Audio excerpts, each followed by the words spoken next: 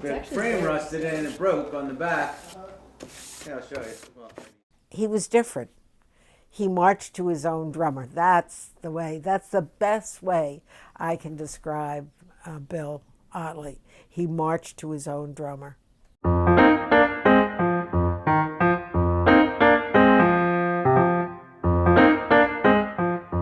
He was sort of a crazy pilot, you know. He'd do things like he'd do like a trick, you know, and he'd, you know, scare everybody in the plane by, you know, I don't know, taking a really steep bank. He never did like a loop or anything like that, but you know, one time we were on the beach and he was giving some people a ride and he came down really, really low on the beach and he like buzzed the beach and, you know, and everybody was like terrified, you know, and he came and he buzzed the beach. And I remember that from when I was little. That's like typical Uncle Bill. and to this day, I run into people who go, number 32 on the Kook Club. You know, cocaine on Otley's cranium. So he had a bald head, and you know, he was bald, he was like totally bald, and then they would get the coke out and they would, in the plane, you know, even back then with skydiving, like today, we don't, you know, you can't take alcohol or anything on the plane, but back then there were no rules. We were going on another World Aviation Conference to New Delhi, India, where we were the guest of Raja Gandhi, who was Indira Gandhi's son, and at that time he was the Prime Minister of India. And we went to New Delhi for the conference, which lasted about a week, I guess.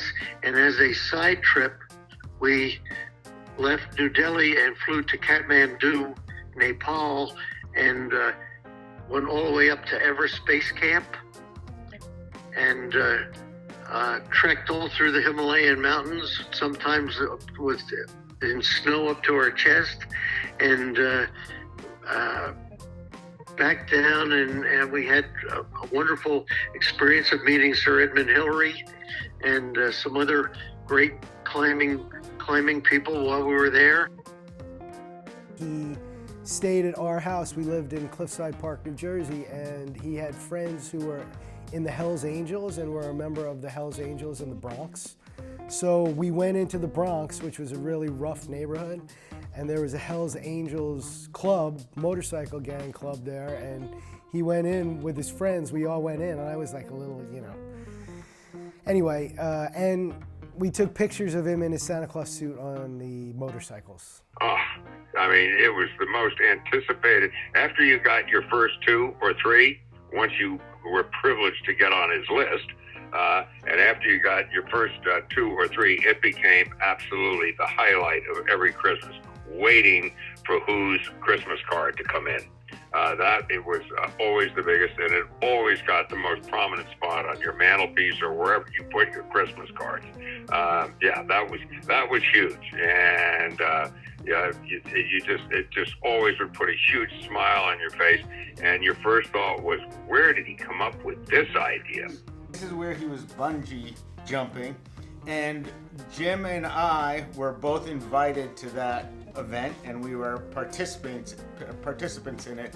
And in that event, he rented a crane, not only to do the picture, but to let all of us bungee jump at least 5 or 6 times in one day. Yeah, so skydiving, once I became involved in skydiving, like most people that do it, take the lessons and become licensed skydivers, it's extremely addictive because the adrenaline rush that you get from jumping out of a plane and doing formations or flying around in a wingsuit is just ridiculously entertaining.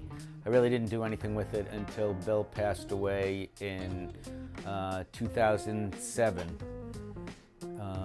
And then a lot of people came up to me and they said, you know, somebody needs to continue the family tradition. Then I took everybody's advice and I went up to the nearest skydiving place, which is Skydive the Ranch in Gardner, New York. And I started to take the lessons. I had asked some of my friends to go with me, and including Uncle Jimmy, but nobody wanted to do it, so I sucked it up and went by myself, and it was very empowering. No matter what sport or endeavor he was pursuing, he did it full speed ahead. And to quote his own words, it wasn't easy, because Bill was kind of, in his words, a spastic of sorts, but whatever it was that he decided that he was going to do, he took it on and accomplished it in short order. And it was skydiving was certainly one of his biggest sports, and where he really made his mark, I guess, in the sporting world. My first husband was Granger Ottley, and Bill Ottley was his brother. They grew up in Long Island, and their father was an avid sailor. He loved boats. That was his whole life, was boats. He had his own boat, he had his own crew, and so the boys grew up loving boats, and their father, James Ottley, decided to enlist in the Navy. And with his wife and his 2 sons, they were stationed in Hawaii. And eventually they were sent off to Culver Military Academy. Even more of a background that made Bill particularly interested, I think, in things military. Bill was extremely intelligent. He went to Yale. In his early life, I think he was very much the nerd. Once he overcame that, then he bloomed into a person that was very outgoing, very gregarious, a lot of fun to be around. His inner self came out, and he was magnetic. People loved to hang around with him. They loved to talk to him. They loved to drink with him and party with him. Bill was a little bit hippie-ish, I want to say, because he would put himself out into the world and with so many different kinds of people.